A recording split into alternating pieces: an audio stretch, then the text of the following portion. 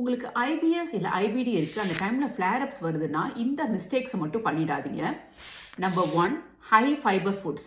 High fibre foods எடுத்தீங்கன்னா உங்களால digest பண்ண முடியாது. இந்த மாதிரி ஃபிளேர் அப்ஸ் டைம்ல உங்க கட்டுக்கு வந்து ரெஸ்ட் தேவை. அதனால ஹை ஃபைபர் ஃபுட்ஸை அவாய்ட் பண்ணுங்க.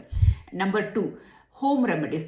அதாவது உங்களோட டாக்டர்ஸோட பெர்மிஷன் இல்லாமல் உங்கள் நியூட்ரிஷனிஸ்டோட அட்வைஸ் இல்லாமல் நீங்களாக வந்து ஹோம் ரெமெடிஸ் பண்ணுறது. அதாவது வந்து ஏதாவது ஹெர்பல் டீஸ்ன்னு சொல்லி போட்டு குடிக்கிறது, இல்லை ஏதாவது சோஷியல் மீடியாவில் பார்த்துட்டு கட் கிளென்சிங் பண்ணுறேன்னு சொல்லிட்டு ஏதாவது டீடாக்ஸ் ட்ரிங்க்ன்ற பேரில் எதையாவது குடிக்கிறது. இந்த மாதிரி பண்ணிங்கன்னா உங்கள் கட் இன்னும் தான் வீக்கன் ஆகுமே தவிர அது வந்து சரியாகாது. Number 3 skipping meals.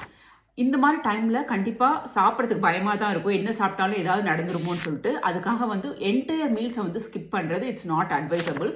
என்னதான் வந்து உங்களுக்கு கட்டுக்கு ரெஸ்ட் தேவையாக இருந்தாலும் your body needs energy also. அதனால opt for low fibre foods, அதாவது ஈஸியாக டைஜஸ்ட் ஆகக்கூடிய ஃபுட்ஸை வந்து சாப்பிடுங்க. ரைஸு, பனானா, இல்லை இந்த மூங் தால் வச்சு சாம்பார், இந்த மாதிரி வந்து வெரி லோ ஃபைபர் ஃபுட்ஸை வந்து நீங்கள் சாப்பிடும் போது ஈஸியாக வந்து டைஜஸ்ட் பண்ணலாம். ஃப்ளேர் அப்ஸ் வந்தாவே வந்து பேனிக் ஆகணுன்ற அவசியம் கிடையாது. ப்ராப்பர் மெடிகேஷனோட நீங்கள் வந்து ப்ராப்பர் டயட்டும் நீங்கள் எடுத்தீங்கன்னா ஈஸியாக வந்து இதை வந்து கிராஸ் பண்ணி வந்துடலாம்.